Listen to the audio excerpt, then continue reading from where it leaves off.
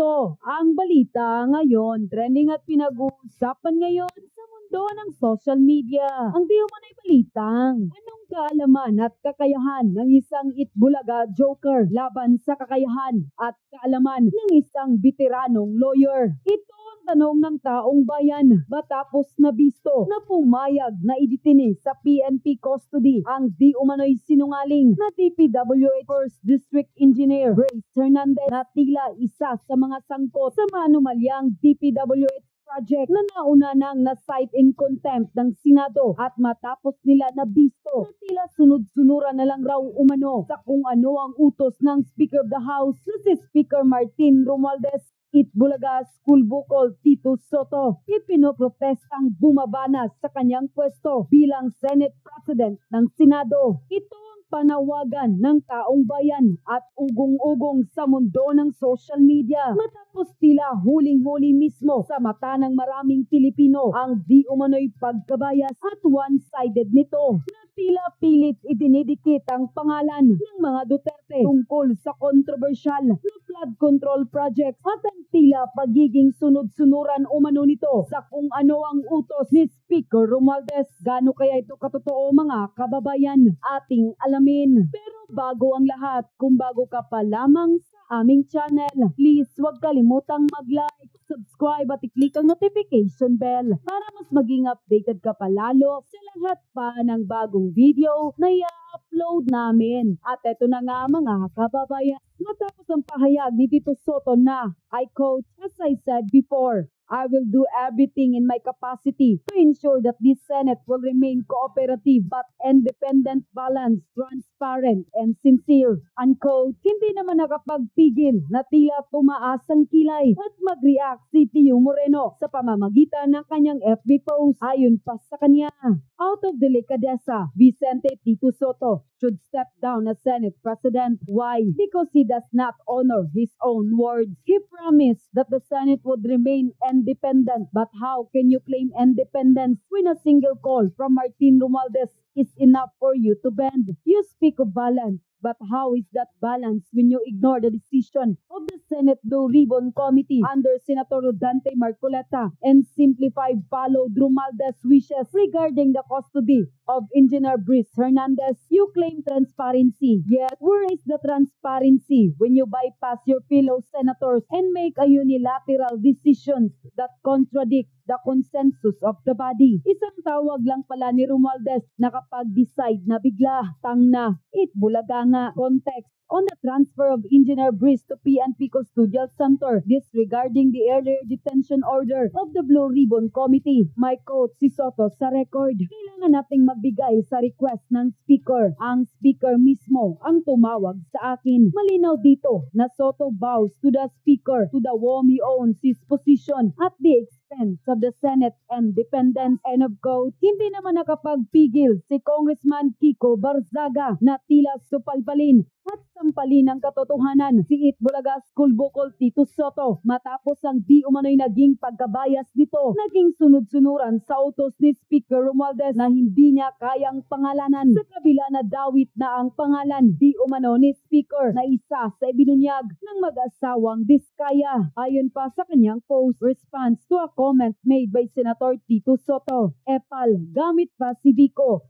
There are many points he is missing. I've been a long-time friend of Martin Romualdez. Diskaya lang ang kaya mo. Takot ka kay Romualdez. Unquote. Matapos nito, lumabas ang ugong-ugong na balita sa mundo ng social media at tila panawagan na siyang palitan ang kasalukuyang Senate President ngayon at ang ipapalit di umano ay isang abogado na dapat katulad ni Senator Alan Peter Cayetano at hindi ang Itbulaga joker at School Bukol. Ayon pa sa kanila, abogado ang kailangan maging Senate President. Senator Alan Peter Cayetano, palitan mo si Soto. We need a lawyer para itama ang mali. Senate of the Philippines, palitan ninyo si Soto. First day pa lang, nagkalat na. Alan Peter Cayetano, please leave. Senator Alan Peter Cayetano, palitan mo si Soto. We need a lawyer to be a Senate President. Hashtag no to bias leadership. Dapat talaga na qualification of Senate President must be a lawyer. Sometimes sometimes during session, there are things you need to decide being a lawyer. We don't need a comedy actor. We need a strong man, a lawyer to defend Filipino rights, not a crook and coat. Kung kayo ang tatanungin mga kababayan, sangayon ba kayo at payag ba kayo na dapat mapalitan agad sa lalong madaling panahon ang kasalukuyang Senate President ngayon na si Tito Soto dahil hindi abogado at dapat ipalit ay isang veteranong abogado katulad umano ni Senator Alan Peter Cayetano at Senador Mark Coleta na mas may alam umano sa batas. Bagong Senate President na naman. Magkakaroon na naman ng bagong Senate President o may bagong Senate President na? Pag-usapan natin yan maya-maya lang. Pero bago tayo magsimula, ako'y magpapaalala lang. Huwag pong kalimutan mag-like ha. I-like nyo po agad itong video na ito. And sana subscribe po. Doon sa mga hindi pa po subscriber, lagi po nating paalala yan. Konting lambing. Paki-check nyo kung nakasubscribe na kayo. Kung hindi, mamaya na po natin pag-usapan yung bagong Senate President at yung video ni BBM na napamura. Pero dito po muna tayo sa One Ball University kay Mr. Acheche. Oh, yan. Sabi ito post ito ng News 5 mismo. So sabi niya, asan yung panahon ni Rodrigo Duterte? Bakit hindi niya binabanggit? Alam nyo, ito yung investigasyon, di ba na-imbestigahan sa Senate, itong Diskaya. Tapos meron silang sinasabi pa kung ano-ano. Tapos parang nagbabago ng statement yung Diskaya na hindi naman daw talaga nila tinutukoy si Tambi at saka si Saldico. Kaya lang sila po ang sinasabi, baka nagagamit lang ng pangalan nila ng politiko. But ang pinakapunto po dito, ang iniimbestigahan ay yung mga mandarambong na mga congressman or senator or mga politiko na nagnanakaw sa bayan. Bakit napuntahan na naman dun sa panahon ni Duterte? Diba? Unang-una, hindi po involved si PRRD doon sa mga anomalya patungkol sa flood control project. Sa katunayan, mismo si PRRD talagang binabanata na kahit dati yung DPWH. Nauunawaan po natin. So bakit binabalik dito? Alam niyo to si Tito Soto, ang gulo-gulo po niya Kasi yung investigasyon, maayos naman. Bago bigla-bigla nagpalit. Sabi ko nga yung last vlog ko, 2 days ago, kasi nagbakasyon lang kami. 2 days ako sabi ko, bigyan natin ng chance to si Tito Soto kasi baka naman maayos. Pero tingnan nyo, ngayon, lumalabas, bakla ito si Tito Soto pagdating kay Saldi at kay Tambaluslos kasi doon papunta Doon papunta yung investigasyon. Biglang dinadala sa Duterte. Diba? Pero alam nyo mga kababayan, ito yon. May nakapagsabi sa akin, yan si Tito Soto, Duterte yan. May nagsabi sa akin, abangan nyo lang. Okay? Pero ako, sa totoo lang, hindi ako naniniwala doon sa sinabi sa akin. Pero, again, bigyan natin ng chance, baka naman posible din. Kasi, napaka-obvious nito. Di nyo ba napapansin? Parang may kasabihan na it's too good to be true. Ito, it's too obvious. Halatang halata na dinadala sa Duterte. So, para sa akin, baka naman, nagpapasakay lang to si Tito Soto para makuha niya ang kumpiyansa ng mga magnanakaw. Kasi alam naman natin, yung mga magnanakaw ay gustong idiin ng Duterte. Nasusundan po nyo. So, baka pinasasakay lang ni Tito Soto, pero in the end, mag-iiba. Remember this, dati binanat-banatan ko rin si Chis Escudero. Pero sa bandang huli, kita mo naman, yung impeachment kaya hindi natuloy-tuloy dahil ginawa ng paraan yung forthwith. Aminin na natin, di ba? Kung iba ang Senate President at that time, baka natuloy yung impeachment. Naunawaan niyo po. Nung nakuha na yung kumpiyansa, iba ang ginawa. So, posibleng ganyan si Tito Soto or sobrang tanga. Dalawa lang yan Ako para sa akin ang opinion ko talaga, either nagpapasakay to si Tito Soto at talagang sa bandang huli kakampi rin sa Duterte or sobrang tanga. Di ba? Kasi sabi, sobrang obvious Parang, ngayon lang ako nakakita ng Senate President. Sabi nga ni Kiko Barsaga, duwag. Yung lower house, naging upper house. Yung Senate ang parang naging lower house Naintindihan nyo? Parang, Hala, Senate President takot. Takot sa House Speaker. At ito obviously, di ba? Pansinin nyo rin, ang pula, ang dilaw, tahimik. Ang pinklawan, yung mga ibang komunista, yung ibang mga pinklawan na nakaupo, tahimik patungkol dito. So, may nagsabi sa akin, Coach, may naglalaro dyan. No? So, kayo na lang ang tanungin ko. Kasi maraming bali-balita. Lalong-lalo na pagka yung resource person ay hindi from the inside, ayoko bastang paniwalaan. Although may mga connections siya sa loob, pero mas kampante ako kung yung tao mismo nasa loob. Yung nagsabi sa akin na yan, medyo wala sa loob. Okay? Marami lang connection sa loob. Kaya nga, tingnan natin. Pero kayo, tanungin ko, sa tingin ninyo, si Tito Soto ay babaliktad sa bandang huli at mag-PPRRD at o mag-Duterte or talagang sadyang tanga lang? Ilagay nyo dyan. Lagay nyo dyan sa comment section. Ipapakita ko po itong susunod. Pag-usapan natin. Ito, pag-usapan natin itong sinabi at talagang medyo maraming pasabog ito si Kiko Barsaga. Sabi niya, news update. Representative Barsaga to Senate President Soto, diskaya lang kaya mo. Takot ka kay Romualdez. Maraming ganyan. Tingnan nyo yung Tricom. Tingnan nyo yan sila Abante. Ang kaya lang, mga vloggers. Pero takot yan kay Saldico. Takot yan kay Tambi. Pero matindi. Isasabi natin. Isipin mo, Senate President ka. Ako, talagang nakaka-turn off to si Tito Soto. Pinaglalaban mo yung 150 million. Talagang halos makipagdebate ka, halos makipag-away ka patungkol dyan sa impeachment ni VP Sarang matuloy. Tapos ito merong diskaya, nagsasalita na. Wag tayo maganuhan. Sabi nga ni Magalong At sabi rin ni Chanko, alam naman natin kung sino talaga yung pinakamalaking nakubra dyan. Alam naman natin kung sino magnanakaw. Kaya nga sabi ko doon sa post ko, alam nyo, lumalabas na untouchable si Tambi at saka si Saldico. At kahit naman si Bongbong may sala dito Pero bakit yung ibang politiko, hindi nila madiin? Ito yan mga kababayan. Ito from the inside to. You know why? Bakit yung iba tahimik? You know why? Ayaw nilang madiin kahit galit sila kay Tambi. Alam nyo kung ba't ayaw nilang madiin si Tambi? May isang posisyon na napakataas sa Pilipinas. Bangag. Bangag adik. Di umano. Basta may mga taong ganyan. Yung iba, galit na sa kasobrang kaswapangan, di umano, nito si Tambi. Pero ayaw nilang madiin. At hindi nila ipapangalanan. Alam nyo kung bakit?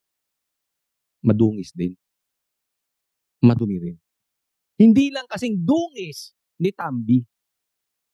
At ang sabi dito, malawakan. Malawakan na itong problema ng Pilipinas. Kaya nga sabi ko, mauubos ang pera natin ngayon. Ubus na daw. Kaya nga umuutang na Deficit na talaga tayo. Ganyan ang sobrang malawakan ang nakawan sa gobyerno. Yung bang tipong, andyan na may mga nagsasalita na. Obvious na. Even yung mga kasamahan nila, kilala kung sino. And yet, hindi magalaw-galaw. And yet, hindi mapalitan. And yet, ang napalitan pa, yung nakikipaglabang sa tama, na si Chis Escudero, si Marcoleta. Why? Ito Ito. Malawakan to. Marami talagang pumoprotekta. Parang ano lang yan Yung iba, ayaw idiin ang isang taong adik, lulong sa droga, dahil madadamay sila. Bakit? Tumitira din Hindi lang kasing lulong. Kaya marami dyan. Maraming tutumba. Kaya very important doon sa iboboto po natin yung mga politiko. Paalala lang po sa 2028. Iboto natin yung mga politikong malinis. Kasi yan, hindi mahawakan sa liig. Dahil wala silang maitapon dyan Pero yung iba, hindi lang to, may sasabihin ako sa inyo. Hindi lang politiko. May mga simbahan ganyan din. Tinatakot. Hawak sa leeg. Bakit? May kaso dito, may kaso doon. Kaya ngayon, duwag, tahimik. Pansin nyo? Why the church is sleeping now? Dating ingay nila kay PRRD. May baho eh. Aaling-asaw. Kaya antayin natin ito kasi itong si Kiko Borsaga, maraming pasabog at maganda to kasi from the inside to eh. Kasamahan nila ito. At ito lalaban, bata pa ito eh. So titingnan natin kung ito ay magtutuloy-tuloy. Pero puntahan natin itong next topic bago tayo pumunta dito kay Tambi. Ito, basahin po natin yung post ni Jimmy Bondoc. Sabi niya, Alan Cayetano should be Senate President. If I were simply partisan, I would choose a PDP rep. Pero based on reality, merit, and current climate, only Alan can lead the Senate. Alam mo ako, agree ako dito. Dapat talaga si Cayetano ang Senate President. Magaling talaga eh. Nakikita naman natin. I think even the Pinklawans, yung Pulahan, nakikita mahusay talaga si Cayetano. And malinis to eh. Wala naman silang maitapon kay Cayetano kung hindi yung 10,000. But what's that? Diba? Hindi niya naman talaga binanggit yung pangako na yun. But anyway, ano pa bang bato nila dito? Wala. Maayos yung tao. Diba? Yes, he's not perfect. Like me, like you, no one is perfect. Pero malinis eh. And at the same time, may kakayanan, may talino. Itong na ito, siguro sa pag-upload ko na itong video na ito, baka nga Senate President. Kasi po alam nyo, kalat na to sa Facebook. Oh po, kalat na. They want si Cayetano to be the next Senate President. Sa katunayan, as of the making of this video, as of the making, nagkakaroon na daw ng usapan for another coup d'etat dahil they don't like the performance of Tito Sotto eh. Parang hindi siya interesado sa paglutas ng baha. Ang interest niya ay para mabaling sa Duterte yung problema. Maituro ang Duterte, hindi para solusyonan yung problema natin ngayon sa baha. Yung problema natin sa corruption ngayon. Yan ang lumalabas, parang wala siyang plano. Para sa kanya, it's all politics. Kaya marami raw hindi nagkakagusto na mga kapwa niya senador. Kaya magkakaroon ng kudita. Baka pagka-upload ko nito, baka Senate President na to nawa si Cayetano. Anyway, i-comment nyo lang dyan kung sakaling, Coach, yes. Senate President na siya. Kasi, may timeline din eh. Ini-edit pa. No? So, may 2 hours, 3 hours pang to. So, we'll see. Di ba? But, antayin natin. Talaga namang karapat dapat to. At siguro yung, hindi siya hindi siya bias. Ako sa tingin ko lang tama naman yung sinabi niya sa impeachment eh. Di ba? Binalik niya muna sa Congress. Isipin niyo kung sinimulan nila yon. Tapos biglang nagdesisyon yung Senate ay yung Supreme Court na unconstitutional. Di nasayang yung pinagtrabaho nila. Di ba? Magkakaroon pa ng constitutional crisis. Dahil sinimulan ng Senate, yung pala unconstitutional. Kaya tama yung ginawa ni Cayetano. Idea niya yan. No? I agree with Jimmy Bondoc. At chinek nyo yung Facebook nyo marami. Ituloy po natin. Ito, panawagan ko sa ating lahat. Ituloy po natin. Isigaw po natin. Ibalik si Cayetano bilang Senate President. Lagyan natin, pagtulungan po natin. At wag po natin titigilan itong flood control kasi alam nyo po, mawawala tayo. Alam nyo yung nangyayari sa Congress ngayon? Parang drama. Saan ka nakakita ng isinisiwalat at maraming nakakaalam na dapat si Saldi ko ang ipatawag dahil siya ang may siyang kasabwat or nakakaalam patungkol sa insertions and yet ayaw nilang patawag. So, wala talagang magkakaroong investigasyon. Tapos ito si Soto, under Disaya din, duwag kay sabi nga ni Kiko Barsaga, duwag dito kay Tambi. Ano mangyari? Walang investigasyon, maglulukuhan lang tayo. Alam niyo kung sino lang kumikita? Media. Kasi may balita sila. Pero yung totoong merong mangyayari sa investigasyon, wala. So, kailangan talaga natin ng matinding investigasyon. Wag na tayong aasahan sa lower house. Wag naman pati Senate. Di ba? So, andito pag-asa natin, tuloy po natin na panawagan gawing Senate President si Cayetano. Alam niyo po kasi, papasok ang 2028. This is our time. Mga kababayan ko, isigaw natin, malakas po tayo sa social media. Dahil 2028, presidential election, magbabago po ang timpla. Iba kasi pag midterm election, malakas talaga yung incumbent na president. Pero sa presidential election, magpapalit ng presidente. So walang malakas. Ang mga politiko sensitive sa sigaw ng taong bayan. Ito po yun. Malakas tayo. Kaya tuloy-tuloy lang natin ang banat sa social media. Next po, tingnan natin to. Ito yung post na ni Kiko Barsaga ulit, pasabog niya ito. Naiintindihan ko ang sitwasyon ni Mayor Vico. Sinabihan rin ako ni Mayor Jenny na huwag kalabanin si Romualdez. But justice must be done. Ito po ang tapang. Ito po ang tapang. Sana wag magbago to si Kiko Barsaga. Sana wala tong topak. Kasi basta alam nyo na, di ba? Basta wala tong topak kasi bata pa eh. Hindi natin alam kung ano talaga ang plano nito. No? But as of the moment, okay itong ginagawa ni Kiko. Anyway, kung meron naman siyang masamang agenda o may topak to, malalaman naman natin in the future. Pero dito muna tayo sa now. Yung sa ngayon, maganda itong mga binabanggit niya. Marami nagsasabi nito. Kaya kita nyo naman may katotohanan itong sinasabi ni Kiko Barsaga. Bakit? Kita nyo, tahimik ang Congress.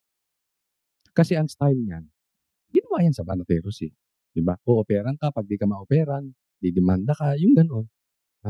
Gigipitin ka in short. At sinabi rin niya ni VP Sara, di ba? Ayaw ni Tambi ng kalaban. So, i-eliminate na yung kalaban. Either bibilin or gigipitin. Kaya nga sabi ni Kiko Barsaga, huwag kalabanin. Kaya naman, pinapalabas dito na si Vico natuwag. Parang pinagtatanggol pa. Kasi pwede namang tumahimik si Vico eh. Di ba? As mayor. Ang problema dito kay Vico, hindi naman siya congressman, so pwede siya tumahimik, pero nangibabaw yung kanyang pagiging politiko. Ang aga naging trapo. Matino to si Vico. I'm sure matino ito. Magaling ito. Kaya lang medyo kulang pa eh. Siguro yung edad, no? Medyo sa sobrang galit niya sa Diskaya, instead na mag-focus muna doon sa mga tinuturo ng Diskaya, ang focus niya si Diskaya. Nakalimutan ata ni Vico na hindi Diskaya ang kalaban ng bansang Pilipinas. Yung mga Diskaya, mga contractor, yes, they are not innocent, they are not virgins. Pero merong mastermind. Sana doon nagpo-focus si Vico Soto. Pero parang natakot, titignan mo yung magtito, ganun ang galaw. Nakaka-turn off eh. Nakaka-turn off. I don't expect to kay Vico Soto, kay Tito Soto rin. Pero it is what it is eh. Yan eh. As is. Yan eh. Yan ang lumalabas talaga. Na hindi sila nakafocus dun sa mastermind. Diba? Nakafocus sila dun sa political agenda. Sa Diskaya, si Tito Soto, sa paghabol sa Duterte. No? Pero sana manindigan. And ito na po, dumadami na po yung naninindigan. Si Chanco, Kiko Barsaga, Magalong. Kayong mga politiko, mananahimik ba kayo? O madungis din kayo? Or kasi alam mo, yung iba raw talaga nabigyan. Hindi man garapala na bilyon-bilyon, pero meron tinanggap. Baka madamay sila, baka may video, baka may natanahimik. Di ba? So yan ang problema. Yan ang problema ang kinaharap ng bansang Pilipinas. Kaya ang hirap tibagin. Tapos ang daming pera ni Tambi. Sabi nga, ulitin ko, ni VP Sara, ang may hawak lang ng pera ng buong Pilipinas si Tambi at saka si Saldi. Ganun po. Paano mo tatapalan yan? Ang daming mga mukhang pera ng mga politiko. Di ba? Tingnan nyo na lang yung TRICOM, yung mga nag-iimbestiga. Diba? Ayaw nilang palabasin si Saldi ko. Tsaka hindi na nila pauwi niyan si Saldi ko kasi baka mamaya pag nandito, bigla pang bumaliktad. Siguro pinapunta na lang dyan ni Tambi, diyan ka na lang muna, magpasasa ka dyan, total marami kang pera, diyan ka na lang muna. Baka ganun na sinabi, kami na munang bahala dito. Kasi pag nandito ka, ipapatawag ka, pag napatawag ka, baka magkamali ka pa ng sagot, so diyan ka na lang, okay? May sakit ka, nasa ospital ka, masakit ang puso mo, etc. Lahat ng sakit gamitin mo, basta diyan ka lang. Kasi delikado talaga si Saldi pag umuwi. Pag pinatawag yan, may nagsasabi, hindi ko alam kung totoo to mahina pa raw to si Saldi. Mahinang sumagot. Baka madulas to. Kung mataranta, baka ituro si Tambi. O, di ba? Delikado kasi. Pinangalanan nga niya yung apat niya eh. Yung big four nila, yung magbe-best friend. Sino? Si Suarez, siya, si Tambi, at saka si Don Gonzales. O, di ba? Doon pa lang yari na, alam na natin kung sino ang maraming nakurakot, di ba? O lumabas na kontraktor, si Don Gonzales, di ba? O. Yung next topic po. Ito po ang bantayan natin. Another post from Kiko Barsaga.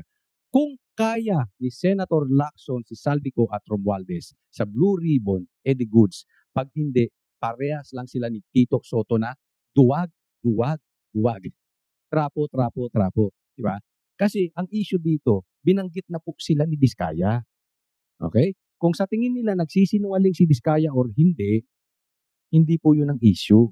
Ang issue dito dapat imbestigahan pa rin si Saldico at si Tambi. Kasi kung hindi, takot din. Parehas. Kasi ang ganda-ganda eh. Isipin mo, ang ganda ng palakad ng investigasyon under sa former Senate President na si Chis Escudero. Ang ganda-ganda rin nung investigasyon sa Blue Ribbon Committee sa pangunguna ni Marcoleta. Kung nakukulangan lang sila kay Marcoleta kasi bakit hindi daw nadadamay ang mga Duterte, o di sige, okay lang. Gusto nyo, imbestigahan nyo rin yung Duterte. Pero, let's focus on the main thing. Ang main thing po dito, si Saldico at saka si Tambi. So kung itong si Lacson, duwag din, nakakahiyang pulis to. O baka, meron din kinita. Hindi nga lang malaki, kasing laki ng nila Tambi, pero medyo kaduda-duda. Kukuhanin mo yung magandang investigasyong ginagawa ng isang taong si Marcoleta, papalitan mo, tapos wala ka rin palang ambag. Wala ka rin maidadagdag. Di ba? Kasi okay lang, sige, meron kayong pasabog. Kung gusto nyo, meron kayong pasabog na senador na tumanggap din, sige, okay lang yun. O meron kayong pasabog na panahon pa ni PRRD, okay lang yun. Ituloy nyo. But never, ever leave Tambi and Saldi sa usapin. Kasi sila yung main player dito. Sila pa nga ang lumalabas, di umano ng mga mastermind. You are not stupid, Lacson. Yung mga kontraktor, walang gagalaw dyan. Hindi yan makakagalaw kung wala yung matataas na politiko. So kung ano mang gusto nyong drama, may gusto kayong madamay na senador, bahala ka na sa buhay mo. Mga Pilipino, wag tayong papayag na iikot-ikutin tayo nito si Tito Soto at ni Lacson. Bahala sila. Para lang maging patas. Kasi gusto mong isali dyan si Jinggoy, si Chi, si Villanueva, si PRRD, si Sara. Sige, isali nyo. Huwag nyo lang iiwan yung si Saldico. Pag iniwan nyo yan, lahat ng investigasyong ginagawa nyo, walang kwenta. May pinagtatakpan kayo. Wala din kayong silbi dyan. Kung hindi nyo mababanggit, kung hindi rin maiimbestigahan si Tambi at si Saldico, nagkakaintindihan po. Diyan po natin sila i-pressure. So makikita natin, abangan natin kung anong klaseng leadership. Pero kung ako sa'yo, Lacson, pinagmamalaki ka pa ni Soto, mas magaling ka pa rin kay Marcoleta. Napanood ng marami kung paano hinandle ni Marcoleta, ha? Sa totoo lang, ang galing. Ang galing ng pagkakahandle ni Marcoleta. Siguro ito si Lacson, kinakabakabahan na rin. Kasi hindi lahat ng Pilipino stupid. May mga stupid din na Pilipino. Hindi natin mayaalis yan. Pero isipin mo yung papalitan mo ganun. Oh, anong nangyari? Diba? Parang tingnan mo. Sino sumunod kay PRRD? Ang ganda ng nagawa ni PRRD. Kaya nga naman, si Bongbong nako-compare parati. Diba? Pero ang layo talaga eh. Dahil ang taas ng standard na ginawa ni PRRD. Kaya hanggang ngayon, kaya nanalo si Bongbong, kaya rin nanalo si Sara. Let's admit it. It's because of PRRD. Overflow lang yun. Nag-overflow eh. Yung pagmamahal ng tao kay PRRD, nag-overflow kay Bongbong tsaka kay Sara. Kasi nag-tandem sila eh. Diba? Ganun po katindi. Tapos, ganito yung nangyayari sa administrasyon ni Bongbong. Makukompare talaga. So, better yet, do your research, Lacson. At hindi lang kung ano yung alam mong mga ebidensya, ha? I-handle mo ng maayos. Handle like, kinuha mo sa abogado eh. Handle it like a lawyer. Handle it like a professional. Diba? Para sa akin nga, nilagay ka pa sa alanganin ni Tito Soto, pinagmamalaking mas magaling ka pa kay... Isipin mo yun, halimbawa ikaw ay basketball player. Halimbawa ikaw ay si Paxson. Tapos sabihin mas magaling ka kay Jordan. Dinagdagan mo yung pressure ko, animal. Di ba? Iko-compare ako ng tao ngayon kay Jordan. Pambihira. Hirap ka nang abutin si Jordan. Pinagbalaki mo pa ako. Ikinumpare mo pa ako. Anong i-expect ng tao? Lalo magko-compare yung mga tao. Kawawa ngayon si Paxson. That is just an example. Ganito rin dito. Sige nga. Sa tingin ninyo, ito, ilagay nyo lang din sa comment section. Kaya ni Lacson yung ginawa ni Marcoleta? Ako, sa tingin ko, hindi. Pero we'll see. Let's give him a chance. Total, andyan na siya. Wala tayong magagawa. Next topic. Ngayon, ito ang tanong. Ginagapang na ni Tambi si Barsaga. Sabi niya, Romualdez handang makausap ng pribado si Barsaga. Bakit pribado? Televise nyo. Di ba? Anong kailangan mo kay Barsaga? Lalagyan mo? Hindi, nagtatanong lang ako, Tambi. Baka magdemanda ka. Pademanda muna naman kay Salvi ko. Di ba? Bakit pribado? Mag-usap kayo, maraming harap-harap. Maraming nakikinig para walang lagayan. Alam nyo, dito natin makikita to si Barsaga kung may topak. O talagang may paninindigan. Kasi sabi nung iba, may topak yan. Sabi nung iba, may paninindigan yan. So makikita natin. Kasi pag nag-usap yan, at sa daming banat niya kay Tambi, biglang bumaligtad. Gaya ng mga vlogger na baligtarin. Di ba? May kilala kayo? May kilala? Sige, name game tayo ngayon. Ilagay nyo dito yung mga vloggers na sobrang makasip-sip kay Sara noon. Pero nung naupo si Bongbong Marcos, biglang binanatan si Sara. Sige, lagay nyo yung mga vloggers dyan ng mga balimbing. Ganyan, lagay nyo. Baka mamaya ganito rin to. Hindi ko po pinangungunahan na sinasabi ko lang baka. Kaya observe natin. Baka pagkatapos sila magkausap, sasabihin niya, napakatino naman pala ni Saldico at saka ni Tambi. Alam mo na. Yung contractor kasasabi lang na binanggit yung pangalan ni Tambi at saka ni Saldico, si Diskaya biglang biwaligtad na. Ba? Hindi natin alam ang power of Diba? Maraming nagbabaligtaran bigla. Yung isa nga, pastor pa raw Pero kung makapagtanggol kay Tambi, grabe na lang. Ayaw, itinatago pa sa Saldico. Diba? Nakabaan natin. At yun na nga mga kababayan, ano na ang masasabi mo? Kung mayroon kayong hinaingat komento patungkol sa balitang ito, please comment down below. Pag-uusapan natin yan sa comment section. At kung nagustuhan nyo ang video, ay huwag kalimutang mag-like at i-share na din para mas marami pang makaalam at umabot ito sa marami sa ating mga kababayan. Maraming salamat po.